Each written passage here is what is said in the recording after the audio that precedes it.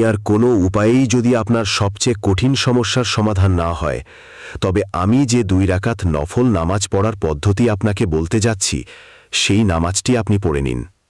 ইনশাআল্লাহ তাবারক ওয়া তাআলা এই নামাজ পড়ে নেওয়ার পর আপনি জান্নামাজ থেকে উঠতেও পারবেন না, আর আল্লাহর দরবারে আপনার সেই দোয়া কবুল হয়ে যাবে। বন্ধুরা, এই নামাজকে সালাতুল হাজাত বলা হয়। এর নিয়ত আপনাকে ঠিক এইভাবে করতে হবে। আমি 2 রাকাত নফল সালাতুল হাজাত নামাজ পড়ছি আল্লাহ তাআলার জন্য বর্তমান সময়ে মুখ বা রুখ আমার কাবা শরীফের দিকে। এরপর আল্লাহু আকবার বলে নিয়ত বেঁধে নিন। প্রথম রাকাতে আপনাকে একবার সানা সুবহানাকা পড়তে হবে, একবার সূরা ফাতিহা পড়তে হবে, তারপর 15 বার সূরা ইখলাস পড়তে হবে। এরপর রুকু করুন, সিজদা করুন, তারপর দ্বিতীয় রাকাতের জন্য দাঁড়িয়ে যান। দ্বিতীয় রাকাতে আপনাকে সানা পড়তে হবে না, দাঁড়িয়ে এক সূরা